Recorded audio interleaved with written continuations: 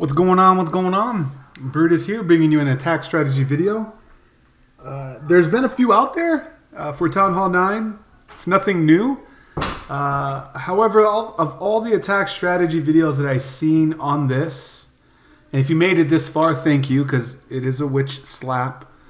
But I don't do it quite like everybody else. And when I watch people try to explain it, I get the sense of why people think like, oh, it's just so simple and all. There is some level of planning involved. There is some. And I've seen time and time again a few people fail with witch slap. And it's the fundamentals. That's all it is. Even myself, I fail with it from time to time when not adhering to fundamentals. So that's why I'm doing an attack strategy video on it. Spoiler alert, I did adapt this and morph it into something I like to call my own. I haven't seen anything out there with the army comp that I'm using. That'll come in a separate attack strategy video. We're not really sure what to call it. I think we're just going to call it a brutal Town Hall 9 brutal attack, but I digress. That'll come separately. Spoiler alert, it does feature P.E.K.K.A. heavy army. Anyway, witch slap. What are we talking about here? We're talking about 4 healers, minimum 6 witches, and what most people will do is actually make that about 10 witches. They'll put 5 witches on each corner with healers, and then like bowlers and royals for the gut. I just don't like any of that stuff. I think it's more open to fail. It very much is very spammy, and it's if you ain't got enough time to plan. I personally don't do that. So with this strategy, in both that we're going to be talking about here, we have 4 healers. We have, God, what did I do with this one? 1, 2, 3, 9 witches, 7 wizards. Technically, it's just 6, but 7 wiz, 1 golem, CC bowlers, which is standard. Always got that. But this is where most people mess up.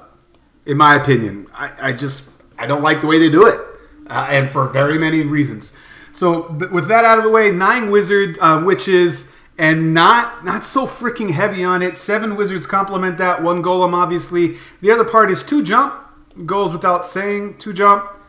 Instead of 1 rage, 1 heal, I like to go 2 rage, and I'll talk about why. 1 poison and 1 Larry spell. That is going to be, and then 2 archers. It ends up being 2 archers at the end. This, unfortunately, is a canned army. When I say canned, I mean don't mess with this comp. Leave it like that.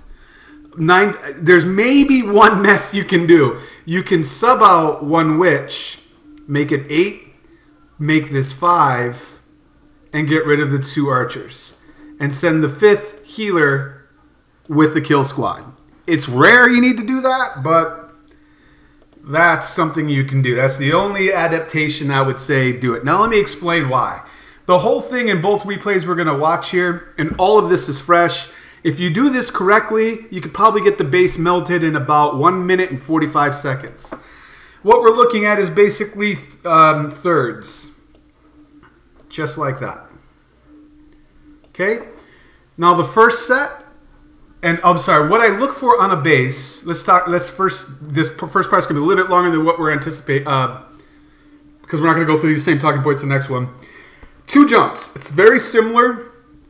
You still got to funnel like basic 101 stuff. That's great. If you can basically funnel, you're good to go. The second part is look for a double jump. So the same thing you would look for on a stoned hobo. 2 jumps gives you access to the entire base. This is where you want to go. In the adaptation attack strategy that I do, the brutal attack, it doesn't even matter if you can get 2 jumps, but you'll have to see that in the next video. Here's the first jump. Here's the T. Here is the second jump. This gives me access to the entire base. When I say that, my bowlers and my royals have access to everything right here, and they can shoot across the wall. So they can basically access the entire base. The second part is your funnel. So I'm sorry. I'm still talking about what you're looking for. Dude, like, there you go. So you do want to be mindful of mortars and, you know, splash damage, but I'm telling you, if the mortar is up here by the town hall, you can go directly at it. You can go directly at it, you'll be fine. That's where the wizards come into play in just a moment. The one thing that you need to be careful of with this attack is exposed Tesla farms combined with a wizard tower. Usually exposed Tesla farms have a giant bomb somewhere in there. It's great versus hog-based attacks at Town Hall 9. You add a wizard tower up in there. You may lose the battle of the swarming effect of just your witches on the outside. This is why I like to back them up with wizards. Just be cognizant of that. The beautiful thing about this attack strategy is that if you lose one side of your funnel, the left or right side, the healers switch off and go towards the core. For the air defenses, for the most part, I don't care where they are. I really don't. If they're like this, you'll see. If they're on the edges on the left, they more than likely won't reach the healers as your witches come down, as long as you back them up with wizards. And then if you can get the your kill squad in the middle push in around the same time as the go to have it moving as a wave, you're going to take out these air defenses along the way. And then there's no threat to your wizards. I'm sorry, your healers. CC means nothing. I've done this with any combination you could think of. I literally ignore the CC. It does not freaking matter. Okay, so funnel number one. I'm going to send a wizard right here. I use two sets of 3 wizards, 3 witches, 2 healers. I use the wizards to basically tank from a splash damage like this on the first initial offset. And I also use it to basically hurry up the DPS along the edges per se, right around here where this archer tower is. The witch is a ranged troop. She can shoot this archer tower, but it's so weak, sometimes they get stalled out, and then they get susceptible to being picked off and overwhelmed with splash and point defense combined. So by adding a wizard in there, it really speeds up the flow, and the whole attacking force moves like a wave, and it is just a lot smoother than 5 witches on the outsets of the corners and just praying that they do a good job. I mean, it's just crazy. Anyway, so a wizard right here, and then I do want to break this is my funnel. If I can break this elixir storage and my witches right about here, they will then walk down this way. And of course, healers right behind that. Just 2 of them. And they'll stay at about this distance, which is way far away from the air defense. This entire left side is good to go. I complement, again, with I usually start with wizards first to start that funnel. Be careful if there's a corner Tesla. Just go ahead and drop a healer to start tanking for it, and then drop your witches and the wizard back where you were, and you'll overcome that, and you're back on your funnel where you planned. I like to angle my wizards that complement my witches down here, so that they again form the funnel, and then the wizards start walking with my three witches as well. So there's one set. We're going to do the same thing over here. We have again 3 witches. This is a lot of HPS, or hit points, so you want to be careful. And the funnel for this with my, you want to be patient rather. My funnel for this is obviously right here. So once I get a few point defenses going this way and swarming it that way, I'm going to have a wizard up top here, and then 2 this way. And that way when this goes down, it'll target this, and then step up that way. And then everybody should walk with the witches this way. And of course, healers right here. And they're no threat to air defenses whatsoever. There's not a ton of splash defenses coming at me this way. I'm not worried at all with these funnels. Set it and forget it.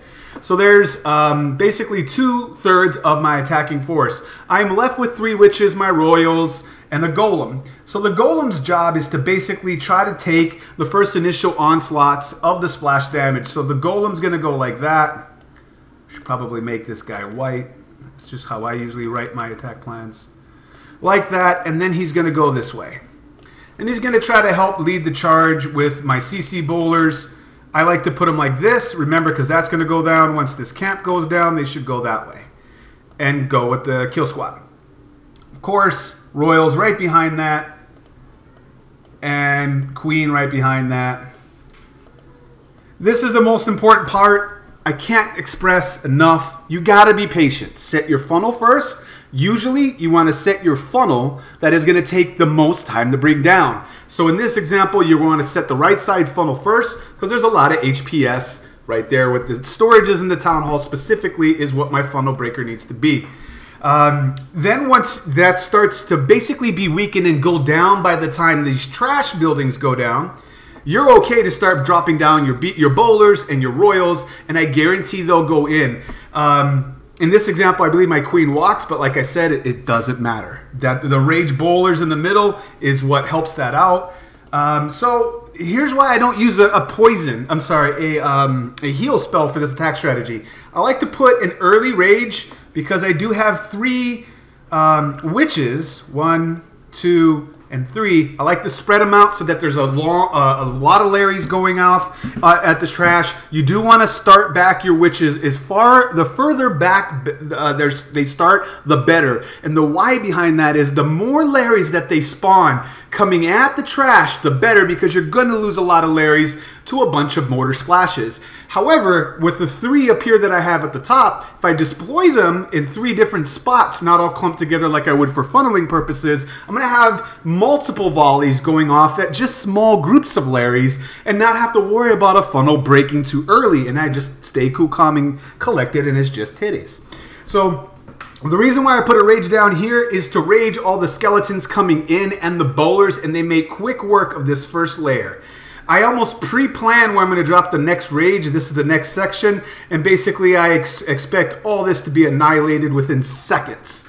The poison just slows down the rate of attack of the CC. It really doesn't matter if it's a hound, because the witches in the core will are ranged and can shoot ranged troops that can shoot the pups once they're done. And that added distraction that a pup is not focused on my queen or a bowler and focused on a Larry or a witch, and everybody's shooting back up at them in the middle, it just helps sustain my kill squad.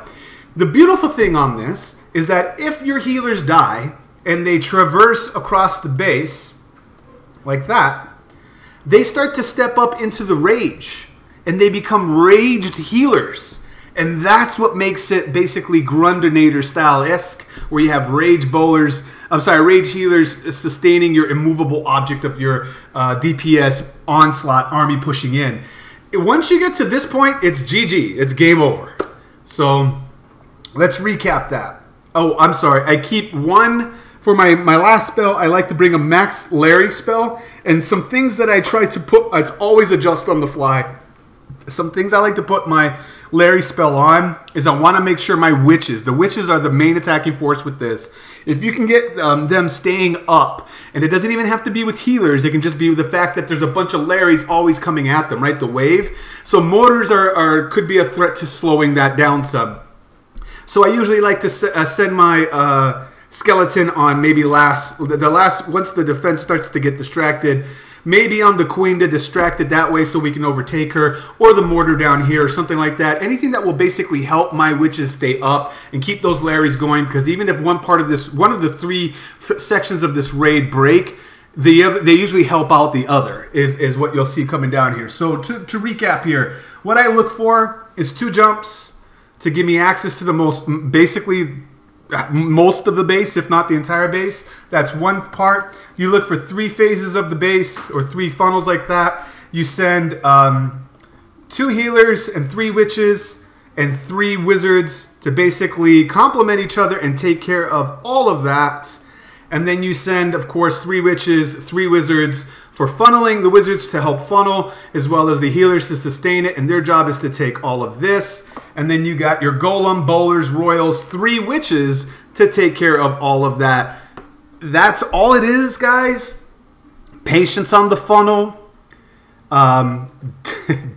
You do not need more than 3 witches with 2 healers behind it on the sides. You do anything more than that, you're just wasting stuff. You can put some of that DPS somewhere else, and in this example of how I do it, I like to put it with my kill squad to help give some distractions away from my queen, who's a mean mamma jamma in the middle, or the bowlers, especially when they're being raged. So we're going to back out of here, take a look at this in motion, and you guys can see how effective it is. Hang tight.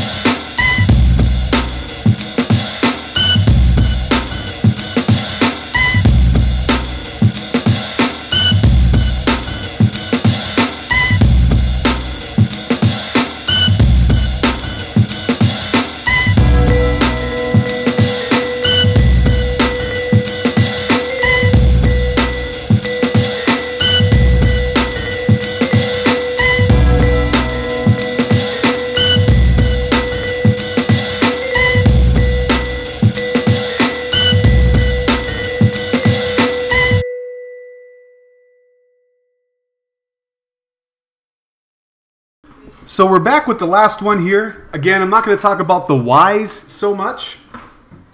But I will say this, guys. I'm starting to think witches did, in fact, break Town Hall 9. These bases that we're looking at took less than a minute to plan for. Legit. Like, it's like glance. Oh, yeah, there's the angle. Attack it.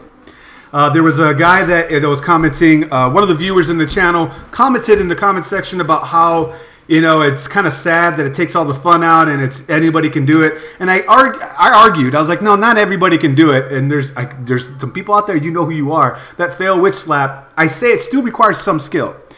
He came over. We did some FC. He's never done it before without any practice whatsoever. We FC'd the crap out of each other bases. We smashed each other. Like, and he was saying this is his first time ever doing it, but he wasn't a scrub, is what I told him. He was from a very, you know, an elite fair play clan, and so I had explained to him that it's easy for you because it's really just the basics of two things, guys: know where to place your jump, and learn to funnel.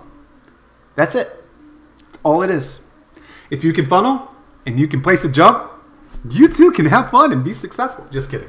All right, how we're gonna do this base, and you guys just wait till you see the other attack strategy I have. Like this, that includes P.E.K.K.A. heavy, the Bruta attack. It's pretty nasty. All right, so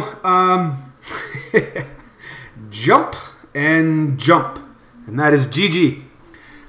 Rage. Again, I like to rage on the way in. It just makes a wider funnel on the middle. Rage right there. Poison the queen, swag out the skeleton wherever that's needed, and that'll be GG. The funnel here is way too easy to do. See the camp? Natural funnel breakers. You break this bad boy, and this is your funnel. Same thing with that. You break this, and that is your funnel. You can do it on the other side too if you wanted to. There's all kinds of angles you can do with this, which is... Whoop. Unos, dos, tres. Unos, dos, tres. But you guys didn't know I knew how to do that. Thanks, Sesame Street. Two healers. Two healers. Wizards. Because there's no point defense up here, I can actually set one here and then two wizards. I think I start my funnel early like this so that when that goes down, the wizard goes over here. And then two more. And they'll walk down here. Here is the section they will get. Here is the section that side will get. Wizard, sorry, witch. Of course, golem. I'd like to try to tank the golem's volley. That would be great if I did. But more than likely, it's going to take this volley right there. So golem that way. Queen, BK, and I think I have another wizard somewhere. CC bowlers, and everybody goes like this. We talked about why. In closing, that's really the plan. That's all it is. You guys will see just how simple it is for this. Like the two things really that all you look for is how do you funnel and double jump. Okay. What did I want to say about this? If there's a giant bomb, some people do this with like the gobo wee with like, you know, just shatter to use two golems.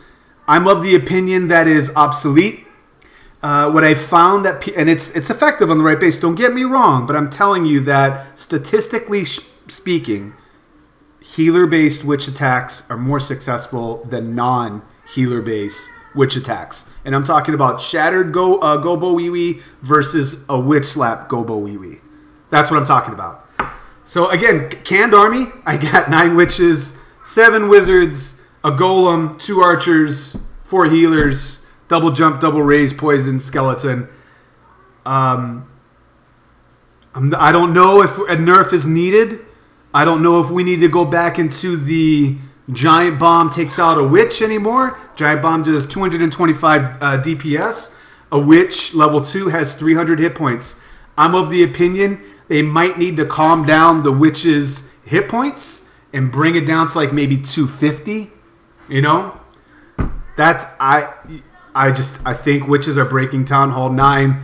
I agree with the commenter. He proved me wrong from the Elite Fair Play War Clan that we have seen together. It's a bit depressing how witches are taking some of the fun out of Town Hall 9, man. Hopefully, the challenge, I should say. It's still fun, but the challenge is disappearing quickly.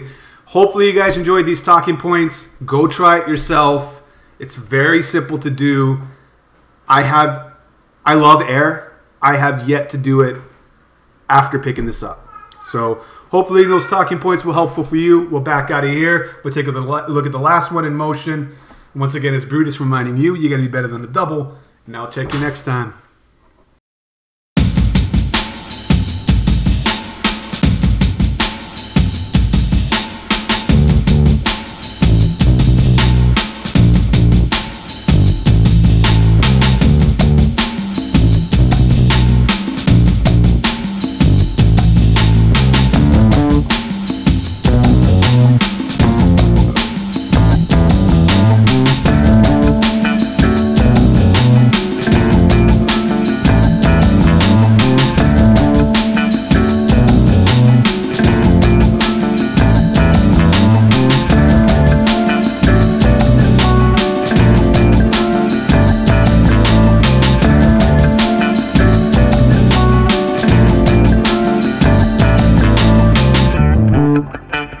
Mm-hmm.